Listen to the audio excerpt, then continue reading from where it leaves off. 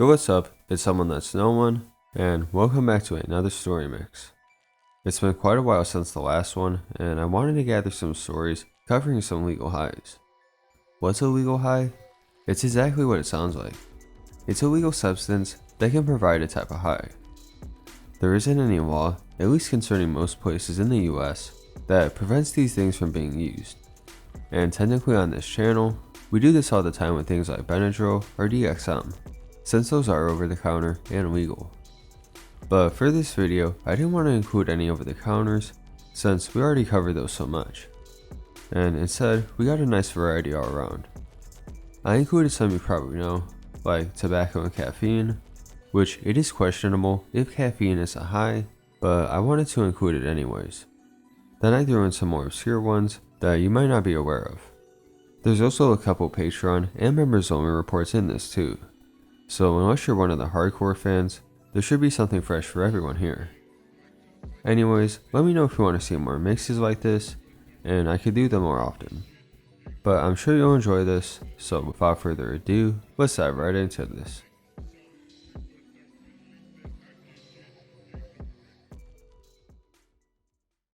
Neuroleptic. Propylhexedrine is the main ingredient in Benzatrix, a brand of nasal decongestant designed to be inhaled through the nose.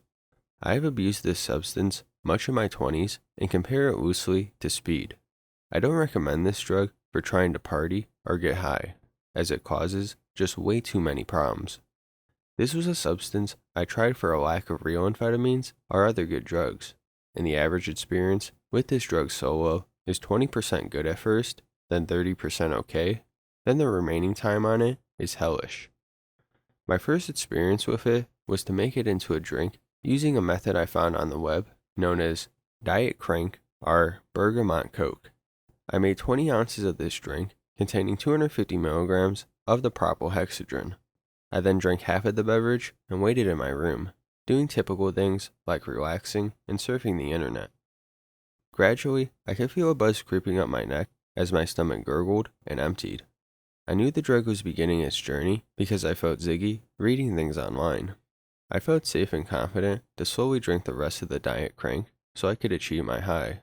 Oh, how my body quivered, taking in the last few sips.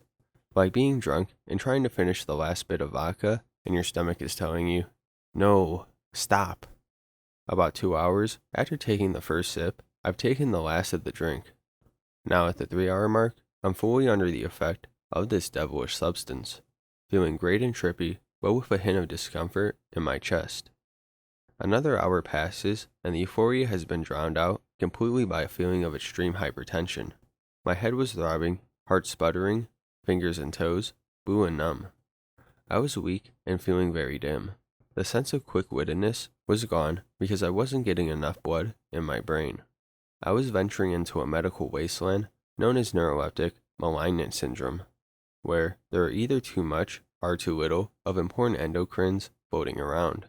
Luckily, before I got any worse, I took 2 10-milligram pills, a Propranolol, a beta blocker, and smoked some weed. The weed calmed the anxiety while I waited for my extreme vasoconstriction to be countered. After the Propranolol kicked in, my limbs regained their blood flow, but I was still feeling anxious and livid, so I took some more weed to combat that. About 4 hours after taking the Propranolols, the propylhexedrine was still going strong, but the beta blockers were not, so I was getting faint again and numb. I needed to concomitantly take more Propranolol to maintain stability for the duration of the propylhexedrine being in my system. The foul speed stayed with me for another 16 hours, so this meant several more little orange pills and a couple more bowls of weed. I do not recommend using propylhexedrine in any manner other than its intended use.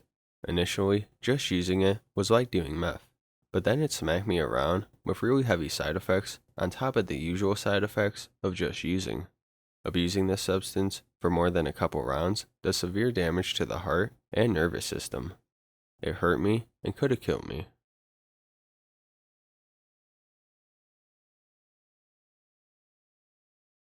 Wish there was a better way.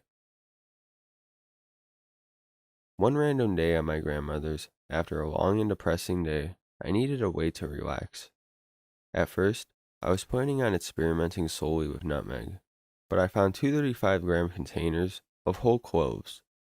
In my memory, I remember reading something online pertaining to them, yet there was nothing definite that truly explained what the sensation was like. So I said whatever, fudge it. I opened the container and started to chew. Sorry if my grammar is incorrect. I am currently peaking. Within the 5 first minutes, I was feeling truly disgusted, possibly the worst tasting substance, and I've had many other things in my time. Had around 2 to 5 grams. Wasn't feeling any different. I just felt sick. I really need a breather. 1 minute break. 10 minutes passed. I start to munch again. My tongue and pretty much everything in my mouth becomes numb after a few more bites. I was in shock. It felt oddly satisfying. For some reason, I wanted more. So I started to grab massive handfuls of the repulsive substance and shoved it into my mouth, about 10 grams worth. I started to get the warm, itchy feeling. I was tripping. Seriously, I was high. My laptop screen started to become blurry, and at first, I wasn't aware of how high I was until I started to walk, which ended with me saying, never mind, I need to sit. 30 minutes passed. Right now, I feel completely inebriated, but I feel so comfortable at the same time. Such a nice combination with peanut butter crackers and velvet acid Christ. This feels like I'm on Dilaudid almost. Very similar. LOL, I want more. Oh, now I'm seeing double. My font looks awesome. Mwahahaha. That is almost eligible. Also, I notice my depth perception has been completely removed. Eating more. Quick thoughts. I feel like if I took this at the beach, it would be amazing. I would just want to fly away or float. There would be no way I could swim without puking though. I really want to try this with alcohol. I don't feel like moving. Surprisingly though, I do not feel tired or lethargic whatsoever. 45 minutes pass. I feel pretty dizzy about right now, and I'm cheeking really badly. I just want to laugh. Maybe it's because I'm doing something really stupid to feel something, but honestly, this was a pretty effective way to feel very relaxed. I would compare it to oxycodone or Dilaudid. Obviously, not quite to the same degree. With enough of this stuff, I feel like anything is possible at this point. Oh, another quick thingy. I feel completely animated. My hands or maybe fingers remind me of monsters, and I can't stop smiling over it. I love it. I feel cartoon-like, almost as if I'm on DXM. Only if I felt really tiny, then this would be awesome. I also noticed that my memory is going to hell, and everything is slowed down. I need to get off. There's obviously an effect from this substance. I just wish there was a better way to get the effect.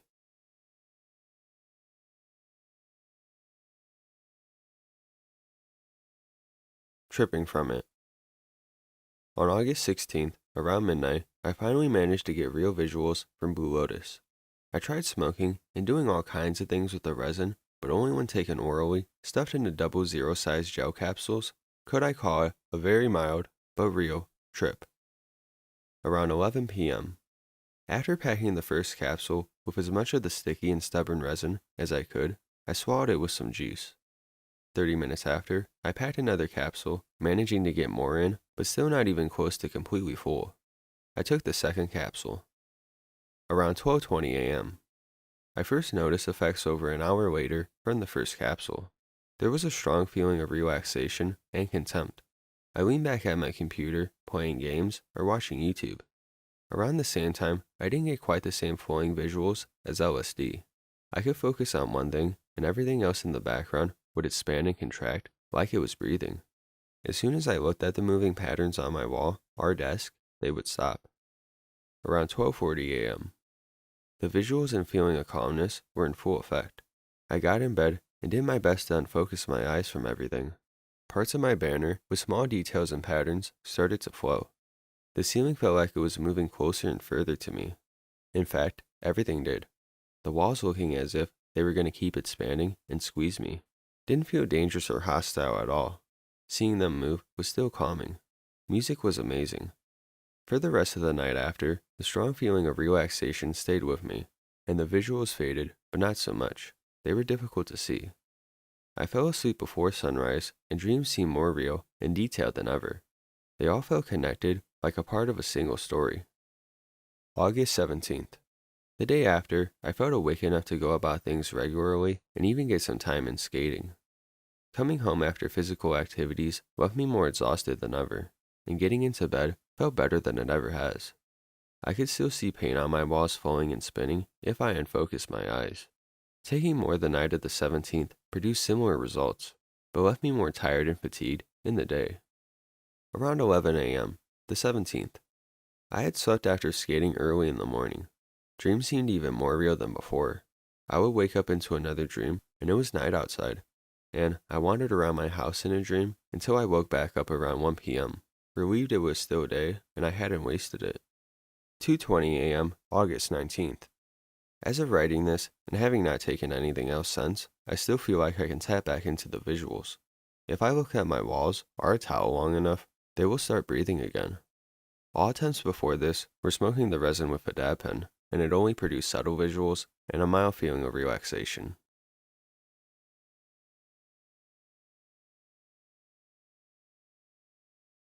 A definite buzz. I smoke weed regularly and have tried LSD, X, mushrooms. I reached my limit with LSD as it showed me all it can during one trip. It's like the saying, hang up once you got the message. It took me 1 year to understand what I experienced. I had to put everything I know and everything I see to test. Recently heard about Kratom on JRE podcast with Hamilton Morris. To my surprise, I found a website that sells Kratom. Immediately placed an order for Mengda after reading about the effects. Dosage 3 grams. Consumed at 6:05 p.m. after a 3-hour nap in the noon. Haven't had a joint the entire day as I wanted to feel the effects of just Kratom. I mixed a teaspoon with chocolate milk. 30 minutes in. Didn't feel any effects for 30 minutes, so I took another teaspoon and tossed it into my mouth and washed it down with water. Didn't find the taste to be terrible, although a little bitter. 50 minutes in. Could definitely feel the buzz similar to that of a few beers. My body temperature seems to be raised and I can feel the sweat on my forehead. 90 minutes in. Feeling the peak effects, which are identical to an alcohol buzz, but without the dizziness and weed's calmness without mental stimulation. 1 hour, 20 minutes in. Still feel the buzz and no feeling of nausea whatsoever. I think the minimum dosage helped. This buzz is unlike weed or other psychedelics, and there's no intense mind stimulation that one experiences with marijuana. The buzz feels more relaxed and sedated. Music sounds good. I put on some deep house and relaxed. 1 hour, 50 minutes in. Kratom definitely shuts up mind's chatter and makes me calm. 1 hour, 80 minutes in. Still feel the buzz and no nodding. I think my nap before helped a lot. 210 minutes in. Took a bath, feeling calm and relaxed. Can still feel the effects, although not as intense. 240 minutes in. After 4 hours, I could eat like I normally do. This may be because I had only one meal the entire day before consuming Kratom. After eating, the effects seem to be subsided. This has been a great experience, and I can't wait to smoke weed on Kratom next time. I would definitely try it again when I don't have to drive within the first 2 hours at least. Think before you leap. Although I have a soda or two a day, I have ADHD, so low doses of caffeine calm me, if anything. The past couple of days, I have been eating very little and sleeping horribly, and for short amounts of time, which probably had a bit to do with the agony of my experience, especially since I normally have extremely healthy sleeping patterns, and I have a normal appetite for a 15-year-old. Yesterday, I woke up at 1:30 in the afternoon and went across the street to hang out. At midnight, we went to Denny's to play Dungeons and Dragons. This was a Thursday night, and I do community service every Friday morning from 8 to 11. I knew we'd be there for a long time, and I wouldn't be able to get some sleep. My cousin's friend obsessively carries around caffeine pills, which he is extremely generous with. So I asked him for 2 at about 1 in the morning. I had taken 1 or 2 once or twice before with no effect whatsoever. So after popping these 2, I asked for 2 more to keep in my pocket for hospice later. After about 45 minutes, I felt nothing. So without saying anything to anyone about it, I pop another 2 pills. Big mistake. Very soon, I start to feel it. I can only describe it as this bizarre feeling in my bones that just screams, move, move, move, move, move, move, move.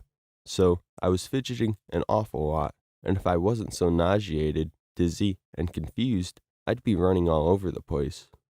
I had to go to the bathroom an awful lot too. I urinated several times each hour, all night and day. Also, thank God nobody else was there, because I had horrific diarrhea. I had no idea my body could hold so much, especially after eating so little. And I have irritable bowel syndrome, and I have had some horrific stomach pain. Let me make this perfectly clear. This was the worst stomach pain I have ever had. It felt like there was something inside of me, squeezing my intestines. My hands started shaking a little, and I got pretty scared. I would zone out frequently and got the chills, then a fever, and sometimes both at the same time, all over, or sometimes part of me would be cold, another part hot. I felt the intense need to concentrate on something, anything. So I started to draw one of my favorite little original comic characters to draw. I couldn't focus, and my hands were shaking so much that he looked absolutely horrible. Circles in reasonably straight lines were impossible, no matter how slowly I drew. My sense of time got a little weird.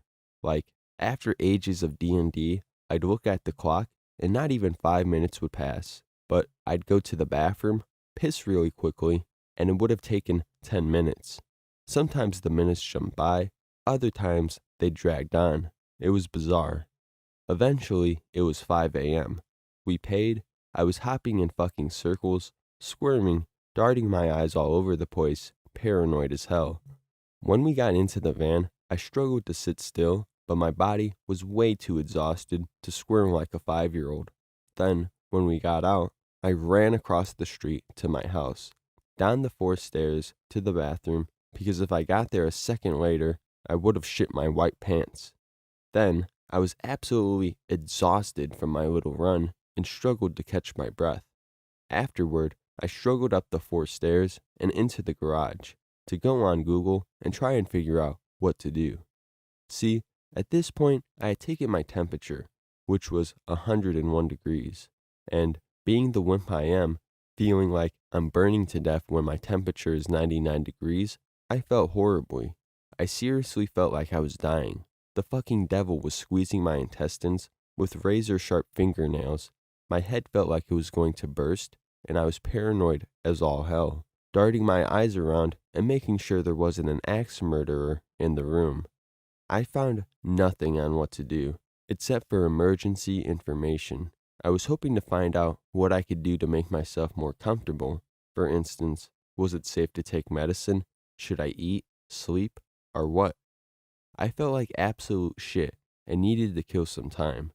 So I decided to take a shower, putting it to the hottest temperature possible, which was incredibly relaxing, and cleared my sinuses, making it a bit easier to breathe.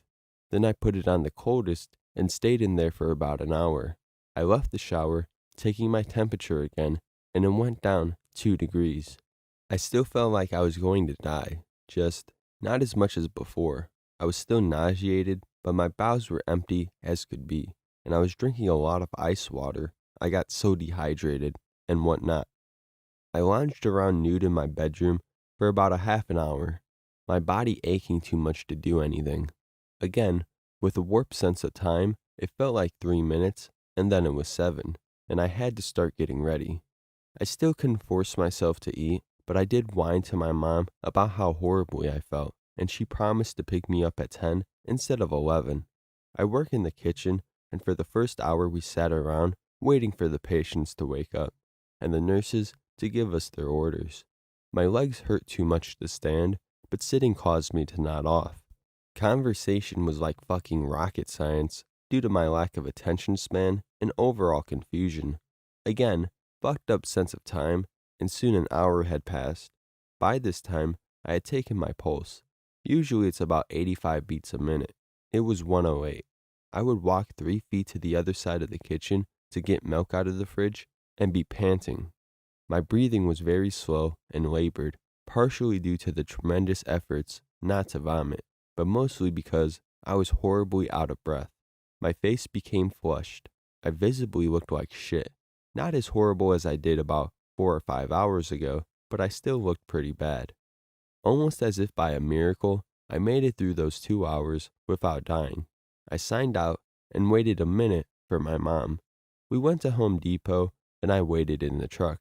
I never knew that sitting in a truck with a nice, cold air blasting could produce so much sweat, or make one be so out of breath.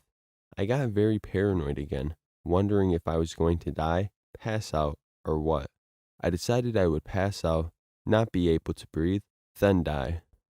My mother came out with what she needed, and some beef jerky, and a Coke for me. Then she remembered I was sick because of the amount of caffeine in my body, and felt like an idiot. The jerky just made me more hungry, but I was too nauseated to eat when I came home. At this point, it was 10:30. I took the pills at about 1, then 1:45. I tried to sleep, but I couldn't breathe, due to my clogged nose and my overall exhaustion, and I was extremely hungry. So I sat downstairs and ate the jerky. My conversational skills had improved significantly, my sense of humor returning, and my speech became slightly more relevant to the topic, but still not very much so. But my speech patterns are usually a little irrelevant, are hard to follow. My bones were aching, and my body cried for sleep and more food. My mother, out of pity, took me to Publix for nasal spray and sushi. I frequently made her stop so I could catch my breath, and I was still flushed and sweaty. About 45 minutes, 15 squirts of nasal spray in each nostril, 7 pieces of sushi, and 1 ice-cold shower later, I went to sleep. It was about 1 p.m. at this point. My fever went down a little, but I otherwise felt horrible. The minute my eyes were shut and my head hit the pillow, I fell asleep. 4 hours later, my mom woke me up to tell me some good news. I went downstairs, grabbing my Coke from earlier and my remaining sushi. My hands were shaking, and I was too weak to open the bottle. The sushi made me feel better, but I had a throbbing headache. It's 9 p.m. now. I've eaten 3 bites out of a package of microwavable lasagna since then.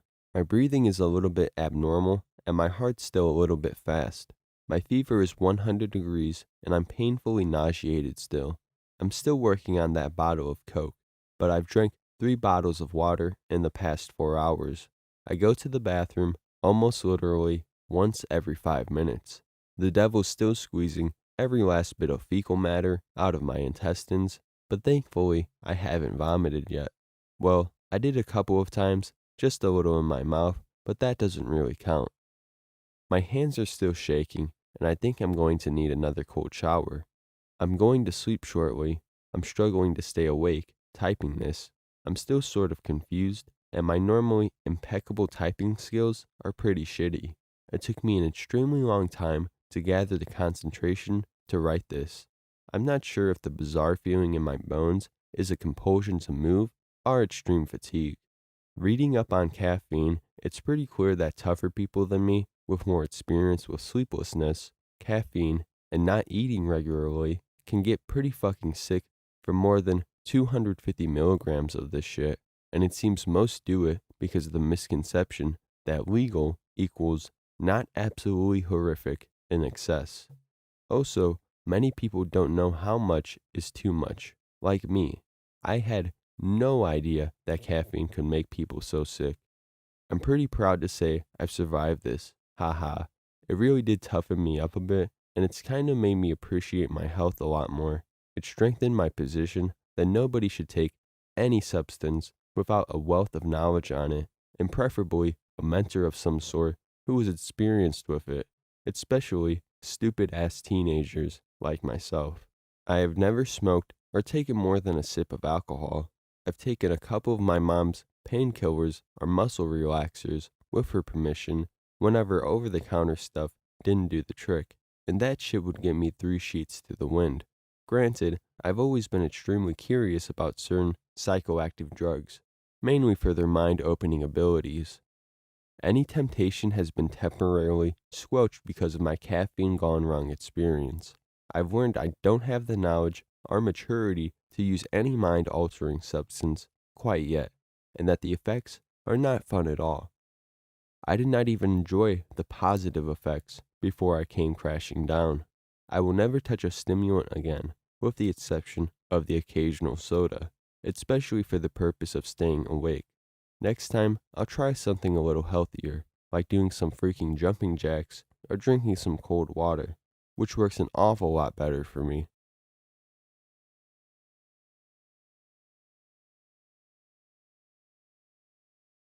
Not what I expected. I was 15 first time I smoked. A few months before, my boyfriend, who we'll call W, left his half-empty pack of cigarettes at my house. He said he didn't want them. I hid them, so my parents wouldn't find them, and forgot about them completely. One day, I was really pissed off and depressed. I was tired of popping the usual pills and wanted to try something different. No one was home, and I remembered I had those cigs. I went outside, sat under a tree in my reclining lawn chair, and lit up. I took a few little puffs to try and get used to the smoke. Then, I inhaled really big, which was incredibly stupid. I started coughing so bad I thought I was going to choke. After hitting it a few times, however, I quickly got used to it. Immediately, I started feeling lightheaded and dizzy. I stopped right there and put it out. My parents would be home any minute, and I didn't want to be all messed up in front of them. I got up, but fell right back down into my chair. Eventually, I was able to stand and tried walking, but stumbled and couldn't manage to walk straight, almost like I was drunk. After many tries, I eventually went inside and went to bed. That night, I had the worst nightmares I could imagine. A few days later, my boyfriend was over, and I wanted to smoke again and at least finish one whole cig just to see what it was like. W asked if I was sure because he knew I had never really smoked before. I said yes, and we both lit one up. I was sitting on my windowsill, which is pretty high up, and he was standing beside me on the floor. After getting about halfway through it, I started feeling dizzy and lightheaded again. I told W to hold on to me, because I had this feeling I was going to fall forward out of my window onto the ground. I barely finished the cig and fell backward into his arms, and we both fell onto the floor. I felt really hot and started sweating. I tried to stand up, but couldn't. I also had some nausea, but it went away quickly. W picked me up and put me on my bed. I looked up at the ceiling, and it was spinning. It was making my head hurt, so I shut my eyes. An alarmed W said I was shaking. I opened my eyes and looked at my arms, which were indeed shaking. They continued like that for about 20 minutes, but even after it calmed down, I was still a little shaky and unstable for about another 30 minutes after. W was freaking out a little, saying he shouldn't have let me smoke. After he left, I went to bed and again had nightmares. I have no clue why all of that happened. I had never heard of anyone doing that. Maybe it's because I'm small for my age. I'm 15, 4'11", and 80 pounds, but I have been around secondhand smoke for most of my life. To this day, when I smoke, I still get those symptoms and nightmares, just not as intensely as in these two instances.